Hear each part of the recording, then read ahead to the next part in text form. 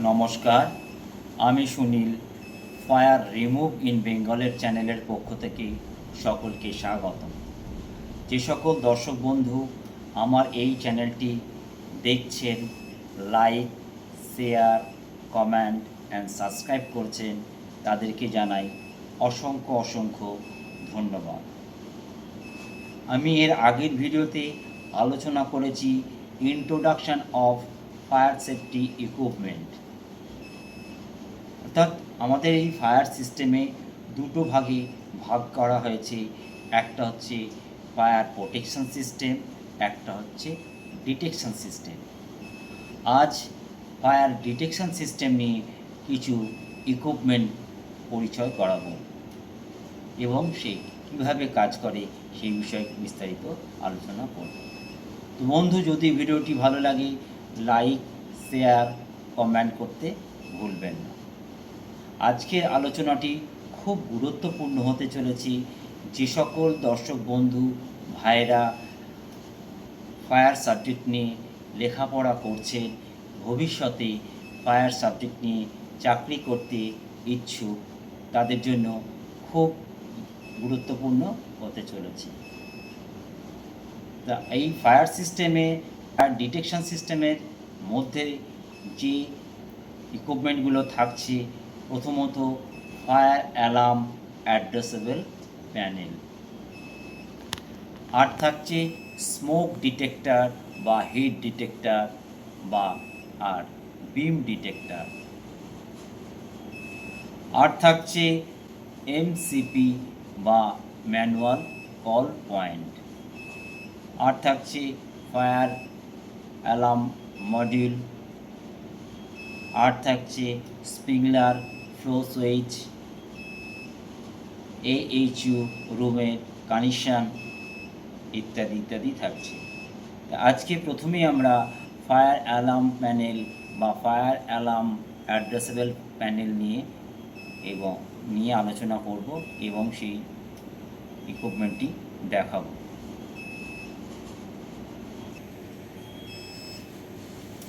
This is fire alarm addressable panel. This is fire alarm addressable panel বা fire alarm control panel.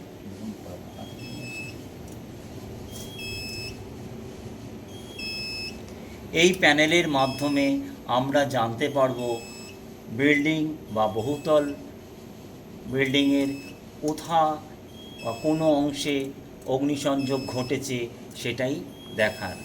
আমরা এই প্যানেলের মধ্যে দিয়েই জানতে পারব বিল্ডিংয়ের কোন অংশে অগ্নিসংযোগ ঘটেছে এবং তার সঠিক লোকেশান কী আছে।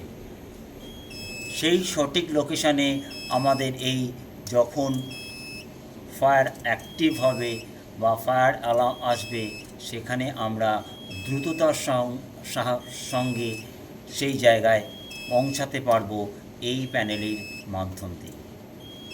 কারণ এই প্যানেলটি যদি না থাকতো, তাহলে একটা 20 তলা যদি বিল্ডিং হতো, তাহলে আমাদের গোটা বিল্ডিংটাকেই খুঁজে দেখতে হতো কোথায় ফায়ার বা অগ্নিসংযোগ ঘটেছে। তো সেই কারণেই এই ধরনের ফায়ার অ্যাড্রেসেবল অ্যালার্ম প্যানেল ব্যবহার করা হয়ে থাকে।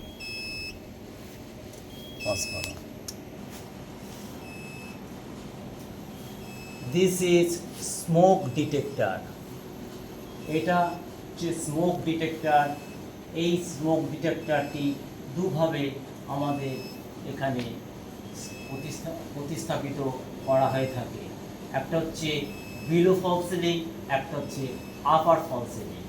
বিলো ফল সিলিংয়ে রাখা হয় এই কারণে যে ফ্লোরের নিচে কোনো অংশে যদি অগ্নিসংযোগ ঘটে থাকে, সেক্ষেত্রে আমাদের ওই স্মোক ডিটেক্টর আমাদের প্যানেলকে সিগন্যাল দেবে এবং আইডেন্টিফাই করা হবে।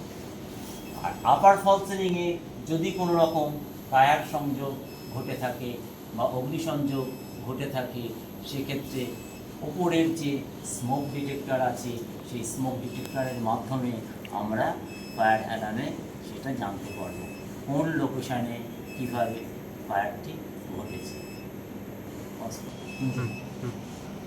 This is fire alarm module. এই ফায়ার অ্যালার্ম মডিউলটি স্মোক ডিটেক্টর আর ফায়ার অ্যালার্ম প্যানেলের মধ্যবর্তী সংযোগ হিসেবে কাজ করে থাকে। এটার মধ্যে দিয়ে প্যানেল আর স্মোক ডিটেক্টরের সংযোগ রক্ষাকারী হিসেবে কাজ করে থাকে।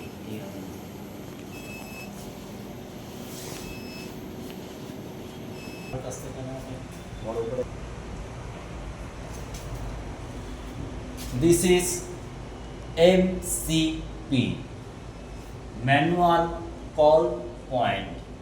M for manual, C for call, P for point. এই ম্যানুয়াল কল পয়েন্টটি ইমার্জেন্সি হিসেবে রাখা হয়ে থাকে।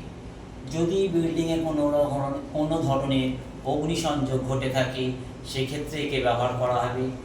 যদি কোনো রকম আর্থকুয়েক হয় অর্থাৎ ভূমিকম্প হয়ে থাকে সেক্ষেত্রে ওই ম্যানুয়াল কল পয়েন্ট দিয়ে বিপদ সংকেত হিসেবে সকলকে জানানো যাবে।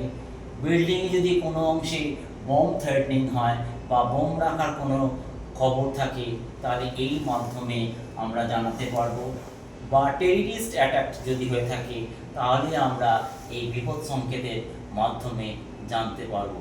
এটি হচ্ছে manual operation.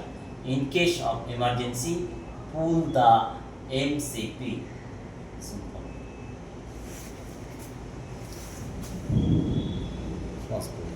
This is hooter